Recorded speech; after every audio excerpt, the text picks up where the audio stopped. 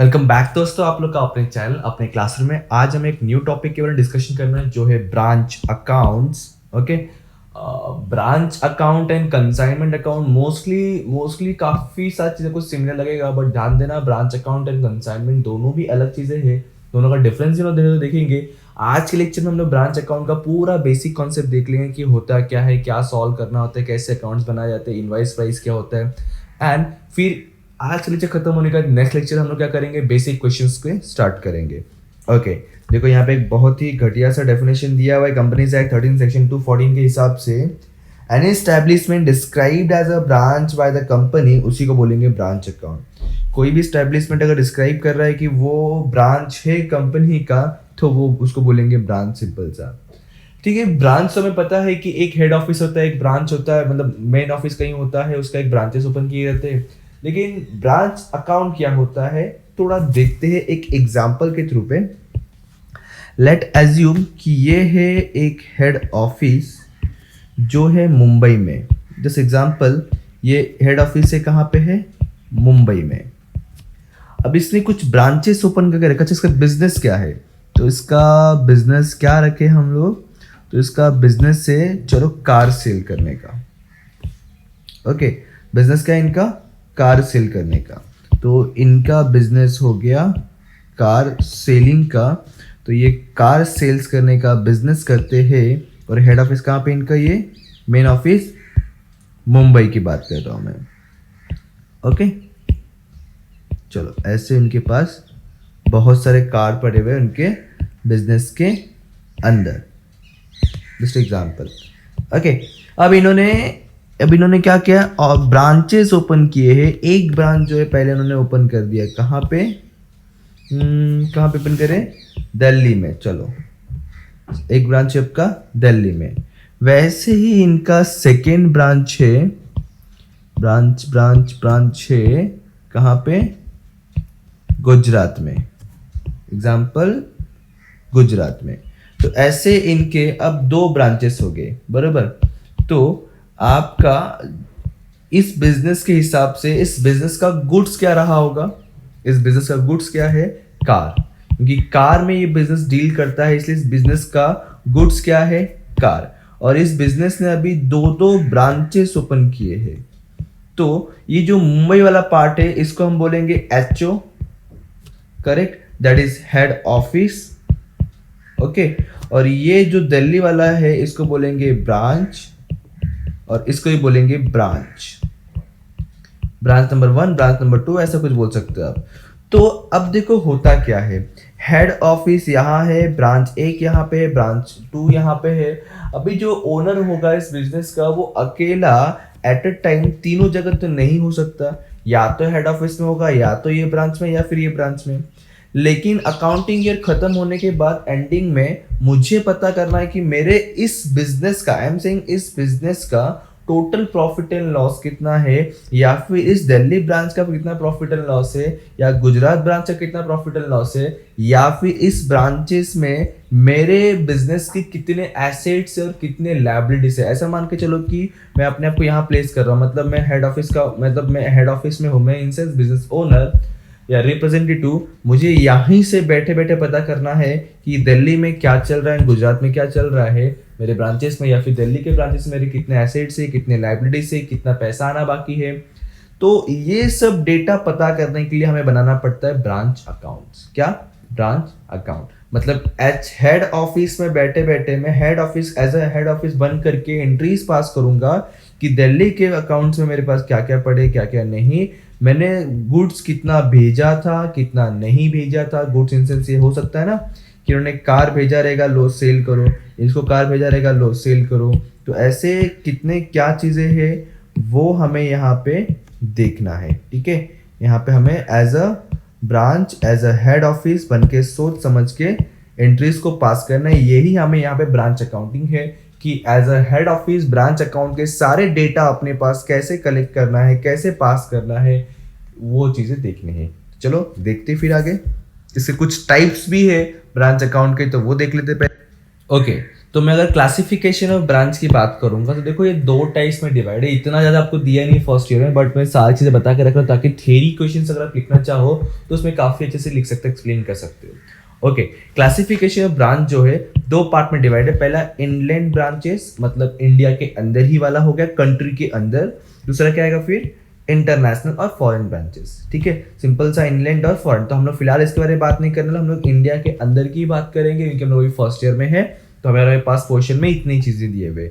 Inland में भी कुछ क्लासिफिकेशन है। पहला है आपका डिपेंडेंट ब्रांचेस, सेकंड है इंडिपेंडेंट ब्रांचेस। ये समझा दो होता क्या है। जैसे कि पीछे हमने एग्जांपल देखा ना, ये वाला पार्ट, तो इन्होंने ये हेड ऑफिस ने क्या किया है, इनको कंट्रोल करके रखा है, और जब तक ये हेड ऑफिस गुड्स नहीं भेजेगा तब तक ये ब्रांचेस कोई भी सेल नहीं करेंगे। ऐसा नहीं बोलेंगे ये लोग कि चलो हेड ऑफिस ने गुड्स नहीं भेजा तो हम लोग कहीं और से खरीद के बेचते, ऐसा बिल्कुल नहीं। या अपने जेब से खर्चा करते, ऐसा कुछ भी नहीं। मतलब ये ब्रांचेस जो है हेड ऑफिस के ऊपर डिपेंडेंट होंगे। क्या होंगे? डिपेंडेंट होंगे, तो उसको बोलेंगे डिपेंडेंट ब्रांचेस। इंडिपेंडेंट ब्रांचेस क्या होता है, हेड ऑफिस ने ब्रांच ओपन कर दिया, इस ब्रांचेस को बता दिया कि हमें माल कहाँ से लेकर आना है, गुड्स कहाँ बेचना है, कैसे एक्सपेंसेस करना है, क्या क्या सब कुछ बता दिया। अब ये अपने डिसीजन खुद ले रहे हैं, डिपेंडेंट नहीं है, तो उसको बोलेंगे इंडिपेंडेंट ब्रांचेस। अब डिपेंडेंट ब्रांचेस के 3 तरीके सॉल्व कर सकते हैं। पहला है आपका डेटर मेथड, सेकंड है आपका डेटा एंड स्टॉक मेथड और stock and debtor method, third है आपका फाइनल अकाउंट। तो आपको जो ज्यादा करके पूछने के चांसेस होते हैं वो डेटस मेथड है, उसके बाद स्टॉक एंड डेटर मेथड है, फाइनल अकाउंट चांसेस बहुत ही रेयर है। शायद ही आपके पूरे टेक्स्ट बुक में 1 या 2 ही क्वेश्चन दिया रहेगा, बट तो हम ज्यादा करके प्रैक्टिस ये दोनों पे करने वाले हैं। और दोनों में से सबसे इजी दोनों भी है, बस इसमें थोड़ा सा लेंदी है, थोड़ा सा कम लेंदी, इतना ही फर्क पड़ता है और कुछ नहीं, बट कॉन्सेप्चुअली सेम है।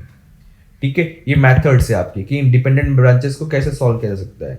ओके, अगर डेटस मेथड है या डेटा स्टॉक मेथड है तो आपको इस क्वेश्चन में या तो जर्नल एंट्री सॉल्व करना पड़ेगा, ओके, या फिर लेजर सॉल्व करना पड़ेगा। दोनों में से कोई भी एक हो सकता है। जर्नल के चांसेस कम होंगे, लेजर के चांसेस सबसे ज्यादा है।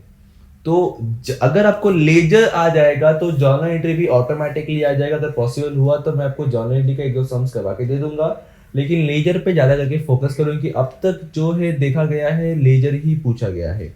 ओके, तो लेजर अब कैसे बनेगा? लेजर इन वो अकाउंट्स की बात कर रहा हूं मैं। तो डेटस मेथड में कौन कौन से अकाउंट बनाए जाते हैं? डेटस मेथड में कौन कौन से अकाउंट बनाए जाते हैं? तो देखो 1 2 3 4।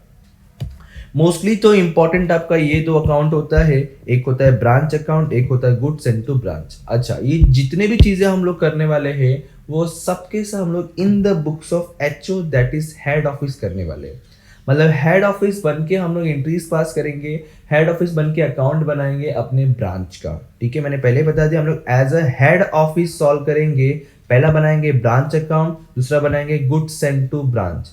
हाँ, इसके अलावा एडिशनल कभी कभी आपको ब्रांच डेटस बनाना पड़ सकता है या branch trading and profit and loss account बनाना पड़ सकता है। ये कब बनाना पड़ेगा? अगर मान लो आपको डेटस का ओपनिंग क्लोजिंग दिया हुआ है क्रेडिट सेल से, हमें ये नहीं मालूम है कि हमारे ब्रांच ने हमारे डेटस से कितना पैसा कलेक्ट किया है, तो उसके लिए डेटस बनाना पड़ेगा। ठीक है, कब क्या बोला? ओपनिंग क्लोजिंग क्रेडिट सेल्स ये सब कुछ डेटा दिया है या इसमें से कुछ 1-2 मिसिंग है, तो उसके लिए हम लोग डेटस अकाउंट बनाएंगे फाइंड आउट करने के लिए। ओके, आपको एक टॉपिक है इनकम्प्लीट रिकॉर्ड मेथड, उसमें हम लोग डेटर अकाउंट कैसे बनाते हैं बहुत ही डीपली देखने वाले हैं। यहाँ पे एक छोटा सा खाली कॉन्सेप्ट दिया है कि डेटस अकाउंट बनता कैसे। देखो 12 तक कैसा होता था ना, हमें डेटस का अमाउंट निकाल के दे देते वो लोग, लेकिन अभी हो सकता है कि हमें डेटस निकालना पड़े। याद है 12th में डेटस ट्रायल बेस में दिया होता था, तो अभी अपने को करना पड़ेगा वो सारी चीजें, अकाउंट बनाना पड़ेगा इससे स्पेसिफिकली। ट्रेडिंग प्रॉफिट तो पता ही, ये सब ब्रांच अकाउंट का ही होगा, लेकिन in the books of head office होगा। स्टॉक एंड डेटर मेथड होगा तो आपको कुछ ज्यादा अकाउंट्स मैंने कहा लेंदी है कि ब्रांच में स्टॉक कितना, डबल टाइम आ गया है, ब्रांच में स्टॉक कितना है या ब्रांच डेटर आएगा, ब्रांच डेटर कितना है, ब्रांच में कैश इन बैंक कितना है, ब्रांच में एक्सपेंसेस कितने हैं, ब्रांच का profit and loss, goods and ये सारे अकाउंट्स होते हैं। जब हम लोग सम सॉल्व करेंगे तब ज़्यादा क्लियरली समझ पाएंगे, बट फिलहाल के लिए आप लोग अपने नोटबुक में लिख के रखो कि ये कौन कौन से अकाउंट्स के बारे में बातें कर रहे हैं हम लोग। ठीक है, ये है ब्रांच डेटर्स अकाउंट। तो ये पूरा डायग्राम आप एज इट इज अपने नोटबुक में बना लो तो आपके लिए बेटर रहेगा। ठीक है, तो इतने चीज़ें हैं आपके अकाउंट्स प्रिपेयर करने के लिए। मोस्टली आपको ये मेथड आएगा, और इस सभी में आपका सबसे ज़्यादा इम्पोर्टेंट जो ये ब्रांच अकाउंट है, इसी में कहीं ना कहीं गड़बड़ आप लोग कर दोगे तो वो होना नहीं चाहिए। ठीक है, चलो फिर आगे देखते हैं अभी क्या और कॉन्सेप्ट इसके अंदर है। तो पहले देख लेते हैं कि ब्रांच अकाउंट कैसे बनता है, गुड्स एंड टू ब्रांच कैसे बनता है, और डेटर्स कैसे बनता है। ये सब के बारे में बाद में डिस्कशन करेंगे। पहले ये 3 अकाउंट्स के बारे में डिस्कशन करते हैं, जिससे क्या ना ब्रांच अकाउंट बहुत ज़्यादा इंपॉर्टेंट। तो चलो अब देख लेते हैं कि ब्रांच अकाउंट कैसे बनेगा। देखो, सबसे पहले क्या कहा कि in the books of head office होगा एचओ। फॉर एग्जांपल ये जो एग्जांपल पीछे ने लिया, यहाँ पे आएगा in the books of Mumbai office head office. Branch account मतलब अगर मैं दिल्ली का बना तो दिल्ली ब्रांच अकाउंट, मुंबई बना तो मुंबई ब्रांच अकाउंट, मुंबई नहीं गुजरात ब्रांच अकाउंट। ठीक है हमेशा। देखो ये जो चीज़ है ना, इसके अंदर हम लोग ना ब्रांच का सब डेटा लेने वाले, ब्रांच का, कि हम लोग हेड ऑफिस है, हमने ब्रांच अकाउंट को क्या क्या दिया, उसे क्या लिया, उस ब्रांच में कितने एसेट्स है, कितने लायबिलिटी है। अब जरा सोच समझ के मुझे बताना, आपका एसेट्स जो होते हैं वो कौन सा बैलेंस होता है, डेबिट बैलेंस या क्रेडिट बैलेंस? तो आपका आंसर होना चाहिए सर डेबिट बैलेंस। क्यों? क्योंकि सारे के सारे एसेट्स हमारे डेबिट बैलेंस होते हैं, सारे के सारे लायबिलिटीज हमारे क्रेडिट बैलेंस होते हैं। देखो डेबिट क्रेडिट कंपलसरी। ठीक है, तो सबसे पहला स्टेप कैसे करना है, देखो याद रखने का तरीका बता रहा हूँ। ब्रांच अकाउंट आप कैसे याद रख सकते हैं यार, कैसे लिख सकते हैं, कॉन्सेप्चुअली बताऊंगा मैं, बट याद भी रहना चाहिए आपको। तो सबसे पहले हम लोग को जो है अपने ब्रांच अकाउंट में क्या क्या एसेट्स है, क्या क्या ओपनिंग में थे, क्या क्या क्लोजिंग में थे, वो रिकॉर्ड करना है। तो सबसे पहले मैं डेबिट में अपने सारे के सारे एसेट्स के ओपनिंग रिकॉर्ड करूंगा, जिसको बोल सकते हैं to balance brought down asset, जैसे example plant machinery, building, furniture, debtor, cash and bank. Mostly आपको ये दोनों हमेशा देखने मिलेंगे, debtors and cash and bank. अब मैंने यहाँ पे एसेट्स का ओपनिंग रिकॉर्ड किया कि मेरे ब्रांच में इतने एसेट्स थे अकाउंटिंग, इस अकाउंटिंग ईयर के स्टार्टिंग में। अब मैं रिकॉर्ड करूंगा कि इसी अकाउंटिंग ईयर के एंडिंग में मेरे पास कितने एसेट्स है। जरा बताइए, अगर ओपनिंग हमने यहाँ लिखा है तो क्लोजिंग कहाँ लिखेंगे? सिंपल सा बात है, अगर ओपनिंग हमने डेबिट में लिखा है मतलब क्लोजिंग कहीं ना कहीं हम क्रेडिट में लिखेंगे। बरोबर, जो चीज़ का ओपनिंग होगा वही चीज़ का हो सकता है क्लोजिंग भी हो, या फिर उसमें से कुछ सोल्ड हुआ रहेगा, या फिर कुछ एडिशनल आया हो सकता है। जैसे आपका कुछ एसेट्स का ओपनिंग क्लोजिंग है, वैसे लायबिलिटी का भी होना चाहिए। करेक्ट ना? तो सोचो, अगर आपका एसेट्स का ओपनिंग डेबिट साइड हुआ है तो लायबिलिटी का ओपनिंग किधर होगा? एसेट्स का ओपनिंग डेबिट साइड हुआ है तो लायबिलिटी का ओपनिंग क्रेडिट साइड होगा, क्योंकि लायबिलिटीज अपने क्रेडिट बैलेंस होता है। तो इससे क्रेडिटर्स, लोन, आउटस्टैंडिंग एक्सपेंसेस, बहुत सारे लायबिलिटीज हो सकते हैं, एग्जांपल्स दिए हुए। ओके, लायबिलिटीज का ओपनिंग अगर क्रेडिट साइड है तो इसका क्लोजिंग किधर होगा? सिंपल सा डेबिट साइड होगा। अपोजिट, समझ रहा है? एसेट्स का पहले ओपनिंग लिखा, क्लोजिंग आ गया, लायबिलिटी का ओपनिंग इधर, लायबिलिटी क्लोजिंग इधर। अब जरा सोचो, हमें पता चल गया है कि हमारे ब्रांच में कितने एसेट्स के ओपनिंग, कितने एसेट्स से क्लोजिंग थे, कितने लायबिलिटी के ओपनिंग, कितने लायबिलिटी क्लोजिंग थे। अब मैं इसमें रिकॉर्ड करूंगा कि एज अ मैं हेड ऑफिस अपने ब्रांच को मैंने कितना गुड्स भेजा है मार्केट में सेल करने के लिए, उसको बोलते हैं गुड्स सेंट टू ब्रांच। क्या बोलते हैं? Goods sent to branch. Sir debit में क्यों लिखा? देखो, अगर मैं इसका जर्नल एंट्री सिंपल सा कहूं, मैं हेड ऑफिस हूं, मैंने गुड्स भेजा है हमारे ब्रांच को, मतलब ब्रांच इज अ रिसीवर। तो एंट्री की बात करूं जर्नल एंट्री की, तो branch account debit to goods sent to branch. तो ब्रांच डेबिट में है इसलिए ब्रांच अकाउंट का डेबिट में लिख दिया गुड्स सेंट टू ब्रांच। ये सब कॉन्सेप्ट है याद रखने के लिए। जो चीज ब्रांच अकाउंट रिसीव करेगा, जो चीज ब्रांच अकाउंट रिसीव करेगा उसको डेबिट में लिखना है। जो चीज ब्रांच अकाउंट रिसीव करेगा, देखो ना, मैं अगर हेड ऑफिस हूँ, गुड्स भेज रहा हूँ ब्रांच को, मतलब ब्रांच रिसीव कर रहा है, इसलिए इधर आ गया। अब हो सकता है मैं हेड ऑफिस गुड्स कुछ भेजा, उसे 10 कार भेजा मैंने, ठीक है, सील करने के लिए, उसमें से कोई एक कार जो डिफेक्ट था, खराब था, कुछ तो गड़बड़ था उसमें, तो ब्रांच क्या करेगा? वो अभी हेड ऑफिस को रिटर्न कर देगा। यहाँ पे क्या लिखा है देखो, goods sent to branch return by branch. यहाँ पे एक्चुअली टू ब्रांच की जगह पे लिखना चाहिए कि to head office by branch, तो बेटर रहेगा। मतलब ये जो चीज मैंने भेजा था अब वो रिटर्न आ गया हेड ऑफिस के पास, ठीक है, रिटर्न बाय ब्रांच है ना, तो ब्रांच किसको रिटर्न करेगा? हेड ऑफिस को करेगा, ठीक है। तो यहाँ पे जब हेड ऑफिस ने ब्रांच को भेजा, मतलब मैं हेड ऑफिस हूँ, जब मैंने ब्रांच को भेजा तब यहाँ पर आया। अब जब मेरे पास वो ब्रांच रिटर्न कर रहा है तो यहाँ पर आया। अब वैसे ही ब्रांच क्या करेगा, हेड ऑफिस क्या करेगा, ब्रांच को बोलेगा तुम्हें कुछ खर्चे करने पड़ सकते हैं, जैसे कि एम्प्लॉय का सैलरी या फिर रेंट या फिर कुछ अदर एक्सपेंस करने पड़ सकते हैं। तो हेड ऑफिस क्या बोलेगा, तुमको टेंशन लेने की जरूरत नहीं है, मैं पैसा भेज रहा हूँ। अगेन इधर आ गया फॉर ब्रांच एक्सपेंसेस, कहा ना सैलरी वगैरह के लिए। तो ये क्या है, मैंने क्या बोला तो कि जो भी चीज हम लोग इन हेड ऑफिस ब्रांच को भेजेगा वो इधर आएगा, और जो भी चीज ब्रांच हेड ऑफिस को भेजेगा मतलब हम लोग के पास रिटर्न आएगा वो इधर आएगा, जो हमारे पास से जाएगा वो इधर, जो आएगा इधर। तो देखो हम लोग हेड ऑफिस ब्रांच को खर्चे के लिए दे रहा है। तो अभी सिंपल सी बात है, मैं हेड ऑफिस हूँ, ब्रांच को क्या बोला हूँ, एसेट्स रख, लायबिलिटी रख, ये गुड्स ले, बेच, खर्चा कर, काम कर और कमा।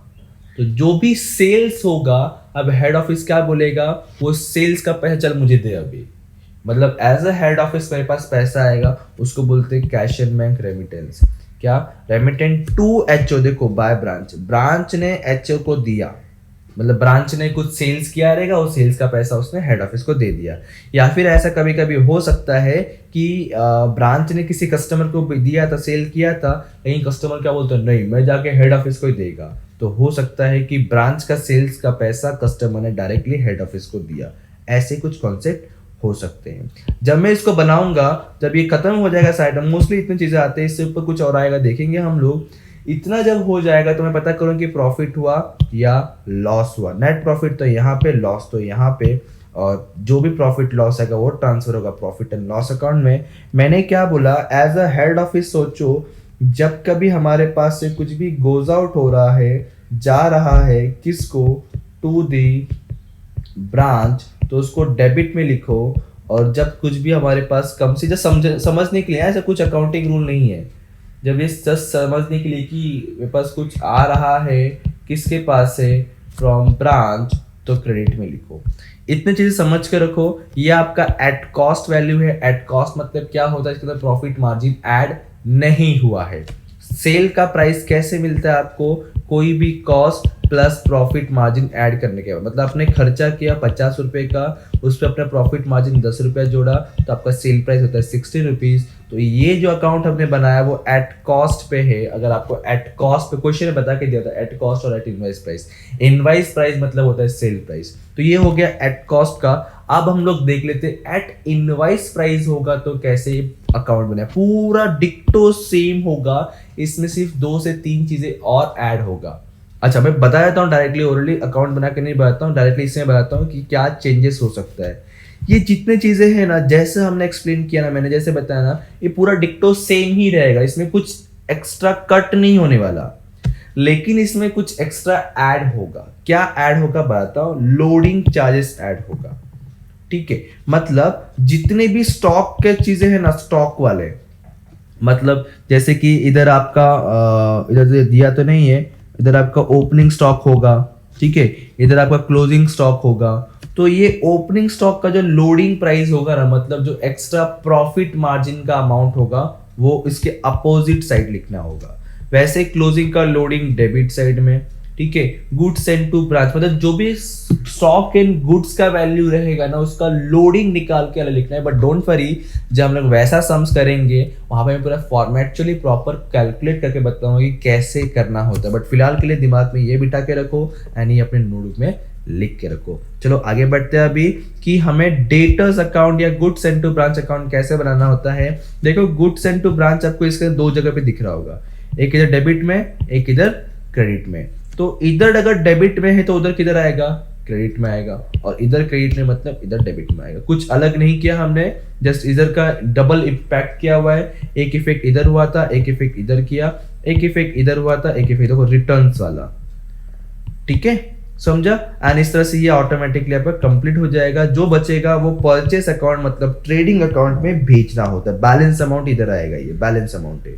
ओके, देन ब्रांच अकाउंट की बात करूंगा, थोड़ा ध्यान देना, आप लोग के लिए ब्रांच अकाउंट थोड़ा नया हो सकता है। ठीक है, जिन्होंने वो इनकम्प्लीट रिकॉर्ड कर लिया होगा पहले तो उनके लिए थोड़ा इजी रहेगा, बट शायद से यही पहले कर रहे हो गया। ओके देखो, डेटस अकाउंट, डेटस हमारा एसेट्स होता है कि लाइबिलिटी होता है, पहले ये बताओ क्या होता है। डेटस अपना एसेट्स होता है कि लाइबिलिटी होता है। सर एसेट्स होता है।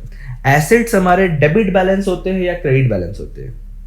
एसेट्स हमारे डेबिट बैलेंस होते हैं, क्रेडिट। अब भी पीछे देखा, एसेट्स हमारे डेबिट बैलेंस होते हैं। डेबिट बैलेंस होते हैं इसलिए इस अकाउंट में हमने डेबिट साइड में इसका ओपनिंग किया। बैलेंस ब्रॉट डाउन मतलब ओपनिंग किया है, ओके, ओपनिंग किया है। और जैसे जैसे क्रेडिट सेल्स बढ़ेगा, जैसे जैसे हम लोग सेल्स बढ़ाएंगे, अपना बेचना ज्यादा बढ़ाएंगे, वैसे वैसे हमारे कस्टमर्स बढ़ेंगे। कस्टमर बढ़ रहे लेकिन ऑन क्रेडिट सेल कर रहे हैं, मतलब डेटर्स बढ़ रहा है। तो ओपनिंग में मान लो हमारे पास 5,000 डेटर्स थे, मतलब 5,000 का पैसा आना बाकी था, हमने और सेल किया उधारी पे, क्रेडिट पे 5,000 का, तो टोटल कितना हो गया 10,000। तो इंक्रीज हुआ, तो इंक्रीज होगा जब डेटर्स का वैल्यू, तो लिखेंगे डेबिट साइड।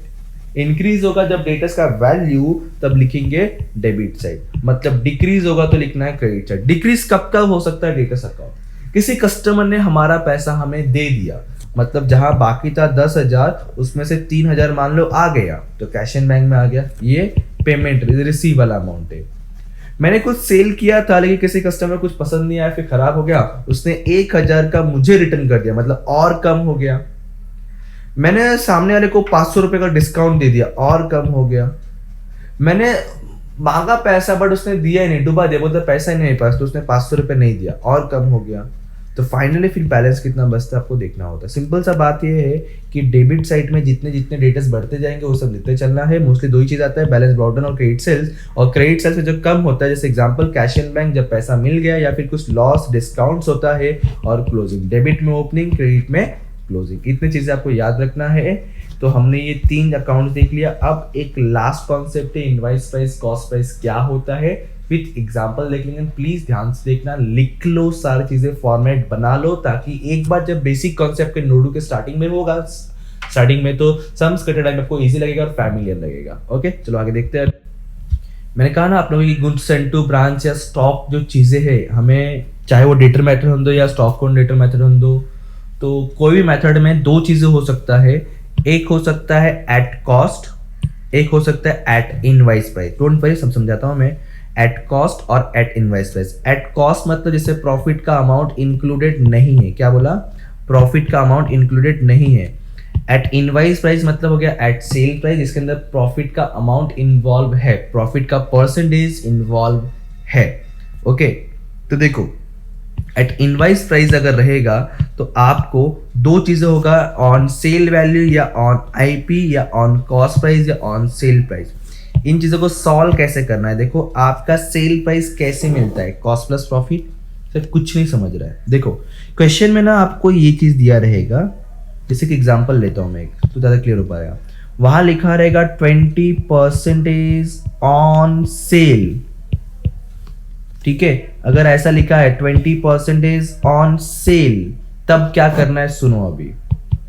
तब क्या करना है आपको, अगर ये ऑन सेल बोला है ना, ऑन सेल या ऑन आईपी बोला है, तो आपको तो सेल को 100 मानना है। क्या करना है? सेल को 100 मानना है।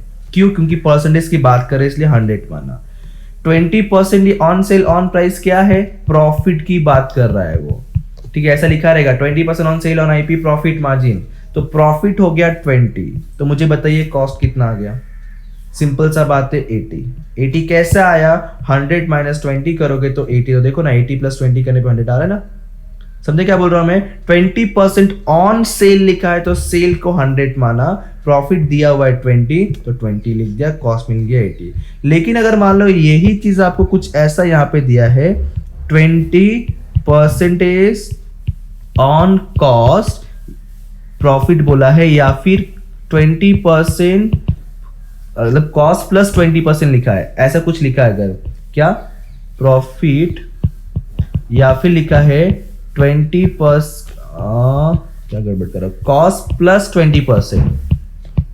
कॉस्ट, तो जब ऐसा लिखा रहेगा ना कि 20% ऑन कॉस्ट या 20% या फिर कॉस्ट प्लस 20% ऑन कॉस्ट बोला है, मतलब आपको कॉस्ट को अब 100% मानना है।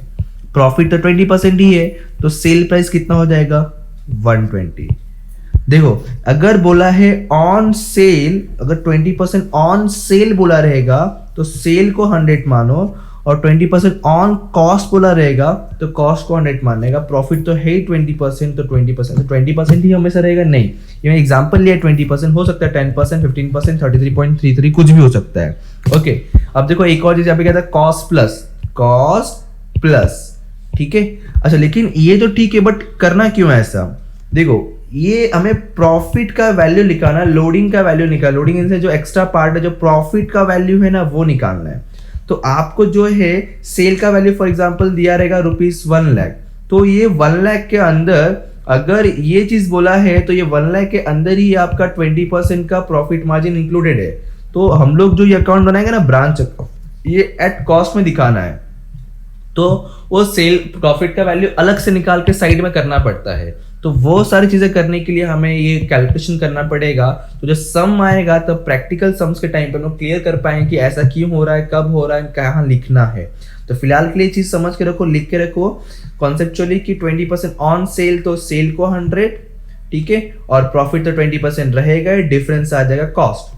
वैसे यहाँ पे 20% ऑन कॉस्ट पर तो कॉस्ट को 100, प्रॉफिट तो 20 है ही, तो इसका वैल्यू निकालना तो प्लस है कि 120। ओके, तो इतना बेसिक कॉन्सेप्ट है, इतना समझ के रखो, अकाउंट्स बना के रखो। नेक्स्ट लेक्चर हम लोग डायरेक्टली बेसिक क्वेश्चन से स्टार्ट करेंगे। तो हम मिलेंगे नेक्स्ट वीडियो नेक्स्ट लेक्चर, तब तक के thank you so much, bye bye, जय हिंद दोस्तों।